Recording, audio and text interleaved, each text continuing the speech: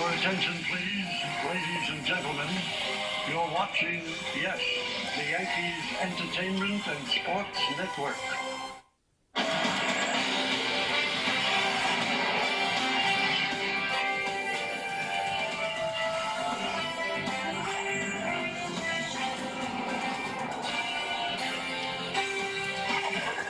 Yesterday, an afternoon of baseball turned into a boxing matinee in the Motor City. Emotions were already running hot when Miguel Cabrera shoved Austin Romine, and their confrontation quickly turned into a bench-clearing fight. It was the first of 3 times the benches cleared between the Yankees and Tigers, with a total of 8 ejections being handed out. Oh, there was a game 2, and when it was over, the Yankees lost 10-6 with their fight for a division title taking a setback. Now the Yanks have returned to the Bronx for a 10-game homestand, which will start against a team that's trying to earn one of the 2 wildcard spots in the American League.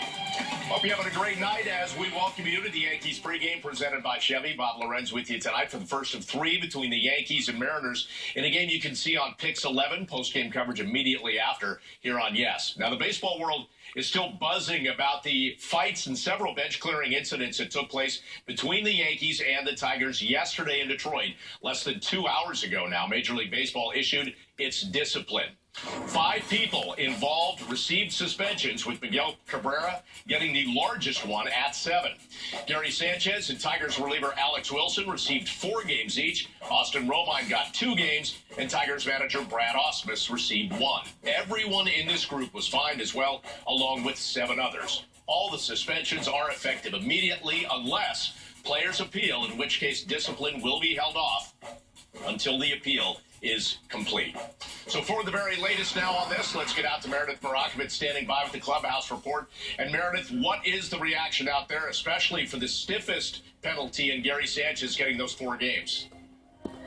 Well, Bob, coming into the day, there was definitely some legitimate concern as far as the Yankees catchers were concerned. When you look at Gary Sanchez, the video was very clear, and Joe Girardi knew that it's a real possibility that both of those guys were going to be suspended. When he met with the media at 3:50, the suspensions still had not come down, but you could tell that Sanchez in particular, he was concerned about, knowing that not only has he been the hottest hitter on the Yankees right now, but also one of the hottest hitters in all of Major League Baseball. As we know, Sanchez received 4 games, and I asked him whether or not he thought the 4 games were warranted. I mean, there's video, and, things got out of control pretty quickly there. I went out there to defend my teammates. That's what it is, Any regrets in the way you acted now that you know you aren't going to be missing 4 games? Te sientes bien con lo que hiciste, mirándolo hoy, un día después de lo que pasó, algo que haría diferente. Bueno, ya lo que pasó, tú me entiendes. Yo me llevo muy bien con Román, lo conozco desde hace mucho. Al yo ver eso, me salí de control, salí a defender a mi equipo. Quizás no sea de la manera correcta que yo haya tirado trompa, pero fue algo que me salí de control. I mean, whatever's in the past is in the past, I have a really good relationship with Romine, and, at the moment of everything, instinct takes over, and I went out there to defend my teammate, my team, definitely situation got out of control a little bit there. But at the end of it all, what you're trying to do is trying to go out there and protect your team, defend your guys. I'm a young ball player. I've been in the league for about a year and a half. Stuff like that is stuff you learn from.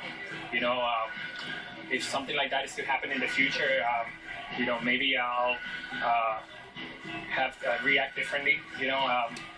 It's part of the process. It's part of learning. He's entitled to his opinion, and he feels like that. That's him. To me, it's important that we focus on what we have coming up, which are very important games that are coming, and that's the focus right now. We want to put this behind us and focus on the upcoming games. And that was Gary Sanchez commenting on what Pedro Martinez said, that after throwing those sucker punches, that the league would definitely look at him differently, might even put a target on his back. Sanchez did not seem concerned, clearly saying we are focusing on what we are trying to accomplish this season. Meanwhile, Austin Romine was one of the guys involved, but he was not the aggressor. You clearly saw Miguel Cabrera go after him, throw several punches, which he did not land. Romine still got a 2-game suspension, and I asked him whether or not he thought he deserved a suspension at all.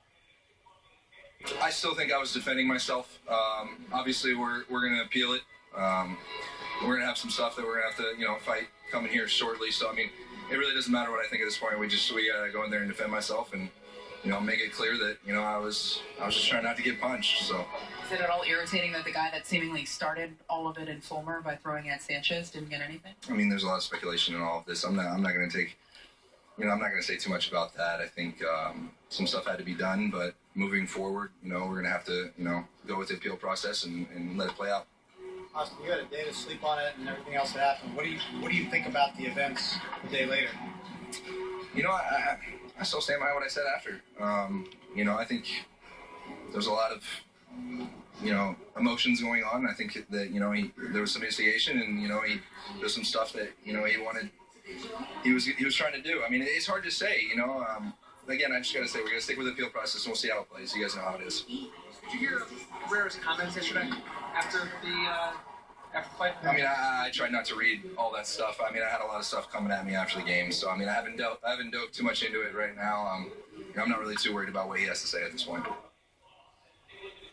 And Miguel Cabrera received 7 games, and it's pretty clear he is not pleased with the league's decision. Not necessarily the amount of games that he received, but he doesn't believe that it was fair all the way around. Here's a look at what he had to say. My point is, why don't they say anything about Judge? He tried to hit me in the throat. Why is he not suspended? I'm not surprised by the suspension. It's MLB. They do what they want. I don't have control, but be fair. See the video. See the people who threw punches and went after me when I was on the floor.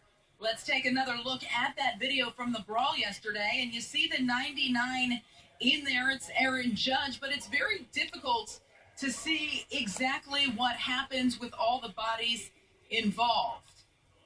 And right here. So Cabrera clearly not happy. These two teams will not meet again this year, but you have a feeling that this could carry over into next season. As far as tonight's game is concerned, the Yankees did get some good news on the injury front. Starlin Castro is back and in the lineup to make room for him on the roster. They optioned Tyler Wade back to AAA. Scranton Wilkes-Barre. Castro coming back from a hamstring injury. It'll be interesting to see exactly how Joe Girardi decides to use him, if he gives him a day or a DH day. Also noteworthy, when it comes to the suspensions with the catchers, Joe Girardi said they are going to try to stagger it, both of them appealing as of now. But the only other catcher that they have on the 40-man roster is Kyle Higashioka. He is currently on the minor league DL with a shoulder injury, so they're going to have to do some maneuvering and some wiggling. That 40-man roster currently at 39. The assumption was that Greg Bird would take that final roster spot when he was brought back up to join the big league team. You now wonder whether or not that affects when Bird comes back. The Yankees are going to have some decisions to be made over the next couple of days. Yankees fans will get a little bit of a different look as far as the Yankees uniforms are concerned. It is Players Weekend, so you will see nicknames on the back of everyone's jersey, whether it be D-Dog for Dylan Betances or Dub for CC Sabathia. We've got Sir Didi for Didi Gregorius. A lot of fun ones out there. You'll also see the thank you patch on their sleeve where everybody can decide who they'd like to thank. Also, they'll be wearing different cleats. Those are Didi Gregorius's, and he actually painted those himself. He has 3 different pairs, he told me, and he said it just took one plane ride to complete it.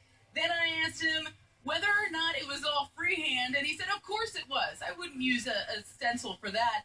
So pretty cool. Check out Didi Gregorius' cleats, and you saw Dylan Betances'. He said that's his ode to New York City and Lady Liberty. They're kind of an inspiration from the Statue of Liberty. Should be a fun weekend. It should be. Color overload, it looks like, no doubt. And impressive stuff, Meredith. You took it from fines and appeals to fun and frivolity of Players Weekend. So great job. We'll see you during the game on Pix 11. Let's take our first break on the pregame. Up next, we'll talk more about yesterday's events with the broadcast team that will call tonight's game on Pix 11. Michael Kay, Paul O'Neill, and John Flaherty. Then later, we'll take a closer look at CC Sabathia as he gets ready to face Seattle. And we'll have more on baseball's league-wide Players Weekend initiative. Stay with us. The guys for Players Weekend in the Bronx. Tomorrow, the Yankees lineup is loaded from head to toe with Sir Didi, the Godfather, and the Kraken attacking. Oh, what a blast! As the Yankees and Mariners enjoy Players Weekend at the stadium. Coverage starts tomorrow at noon, only on Yes. The Yankees pregame show on Yes is brought to you in part by the Ram Summer Clearance Event, going on now. A Thursday's fight between the Yankees and Tigers evoked memories of the Yankees and Orioles of 1998. And for fans of a certain age, thoughts of the Yankees and Red Sox in the late 70s probably come to mind. The fallout from yesterday's games at 4 players and Tigers manager Brad Ausmus have been suspended for a total of 18 games with appeals pending.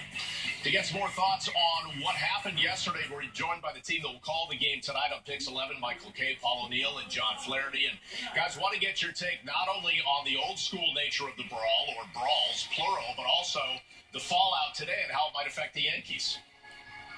I think the Yankees come out the team that will be most affected by this. I mean, when you pick a fight with somebody who has nothing to lose, you've got to almost back away. And the Yankees decided to go all in. And if you lose Gary Sanchez, who's arguably their best player, for 4 games, you're going to get hurt. Your offense is going to get hurt. So I understood the team stuck together, John. But the Yankees are the team that has a lot to lose. The Tigers aren't going anywhere. No, they do, Michael. But in the heat of the moment, the Yankee players are going to do what they feel is right to protect each other and try to get through a bad situation yesterday as a unit. Moving forward, obviously, this is going to hurt the Yankees. They have a lot to play for, trying to make it to the postseason, and your hottest hitter is not going to be available for 4 games. Paul, do you think about ramifications at all when you're in a brawl like that? I better not do this. I could get suspended. They're going to need me. Does that go through your head? I don't think so. I don't think it. There's 3 or 4 guys that are really into the brawl, and then there's another 20 or 22 that are trying to break everything up. And the 3 guys that are into it pretty much are out of their minds at that point. But, you know, I'm more interested in what happens on the field, what happens in this 10 games. Brawls do happen. Sometimes they can help a team. Sometimes they really hurt. But, you know, right now, this is a big homestand, and they need to get on with it. Well, guys, I did want to ask you this, and Flash, I'll pose this to you. Can this help bring a team together? I mean, Gary Sanchez yesterday was talking about defending family. What are your thoughts on that?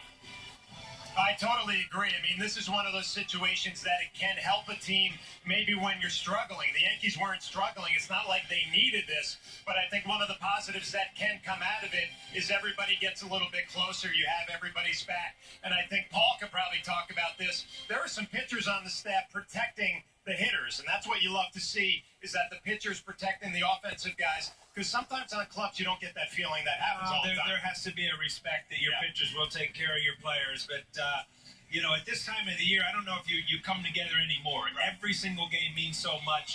Like I said, I'm really interested just to get on with this and see what happens tonight on the field. It's kind of interesting, Bob. The guy who didn't get a suspension, Michael Fulmer, he started it all because he couldn't get a guy to stop hitting home runs. Nice. We'll let you get your pregame prep underway, and we'll see you guys in a few minutes on Pix 11. We got to take another break as the Yankees look to move past Thursday's Motown Madness. CC Sabathia will try to get them back on a winning track when he starts against the Mariners on Pix 11. And we'll focus on the lefty when the pregame continues.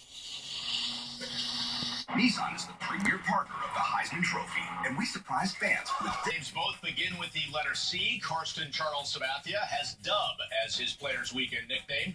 The name on the back of his jersey is new, but Yankees fans would be thrilled if his outing on Pix 11 tonight is representative of his past games against Seattle. That's because Sabathia beat the Mariners when he faced them at Safeco Field on July 21st, throwing 5+ innings of 1-run ball. He struggled in 3 starts after that before going on the disabled list. However, Dub looked great in his return from the DL last weekend. On Saturday, his outing at Fenway Park got off to an eventful start. In the first inning, he snow-coned a line drive for Mookie Betts. Then he made a play on a bunt by the next batter, Andrew Benintendi, who was testing CC in his comeback from right knee inflammation. In the second inning, he recorded a strikeout to pass Mickey Lolich as the American League's all-time leader in strikeouts by lefties. CeCe struck out 4 batters over 6 innings, beating the Red Sox in a 4-3 Yankees win. And given how the Yanks are chasing Boston in the standings and how Boston had rallied for a comeback win the night before, it was one of the Yankees' biggest wins of the year. Sabathia could reach another milestone tonight.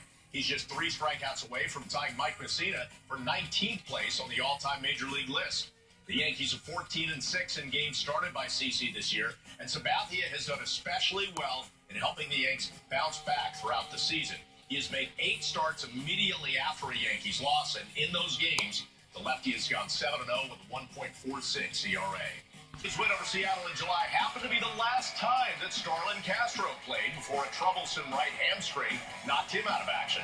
Tonight on Pix 11, Castro returns, and we'll talk about him next on the pregame. You continue to get you ready for tonight's Pix 11 game between the Yanks and Mariners. Cleveland and Boston will be the other opponents for the Yanks on this 10-game homestand that begins tonight. While the Yankees may lose some players in the coming days due to suspensions and appeals stemming from Thursday's bench-clearing incidents in Detroit, they're getting one of their injured players back tonight, as Meredith told us Starlin Castro is done with his rehab assignment and has returned to the club. He has had 2 stints on the DL because of a strained right hamstring. The first one cost him about 3 weeks between the end of June and mid-July, and the most recent stint forced him to miss a little over a month of Major League action. The injuries put the brakes on what had previously been a terrific season for Castro, who'd been a key contributor in the Yankees lineup. Ronald Reyes played well in his absence, but Castro is back now after hitting .333 over 6 games with AAA Grant Wilkes-Barre on the rehab assignment that concluded yesterday. Castro's performance earlier this year earned him the 4th All-Star nod of his career and his first as a Yankee. He previously made the Midsummer Classic 3 times with the Cubs. In 79 games, Castro was hitting .307, 37 points higher than his average last season, and he'd already reached double-digit home runs for the 7th consecutive year. Castro is definitely a player to watch out for tonight, but there will be other things to keep in mind with the Yankees and Mariners over their 3-game series on Pix 11. We'll point a few of them out when the pregame continues.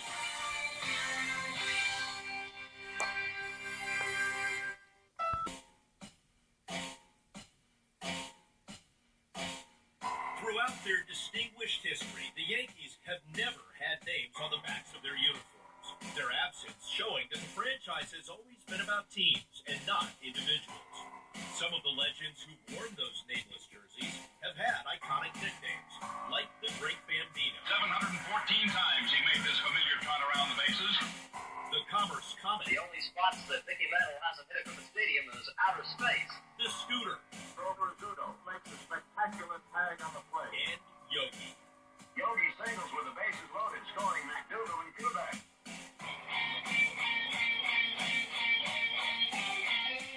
A few current Yankees have pretty good nicknames too, and this weekend those monikers will grace the backs of special jerseys. All rise for Aaron Judge. Oh my goodness, what a shot by Aaron Judge! Say goodbye to Gary Sanchez and say hello to the practice. This monster keeps eating!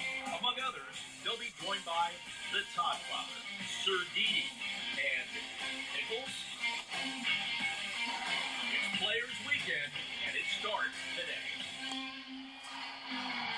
A lot of new nicknames are coming to light thanks to Players Weekend, but the Kraken has been recognized as an alias of Gary Sanchez for a little while now. Since he's appealing the suspension he received for his involvement in yesterday's events, Sanchez and his red-hot bat will be in action tonight against Seattle. The work Sanchez has done this month is reminiscent of the great August he had as a rookie last year when he hit .389 with 11 homers and 21 runs batted in. The batting average isn't quite as high this August, but it's still great at .321. Plus, Sanchez has matched the home run total and driven home 2 more runs batted in this time around, all in 3 fewer games. Heading into play this evening, Sanchez has hit 4 home runs over his last 3 games, giving him 27 for the year, and his great August has raised his season batting average up to .278.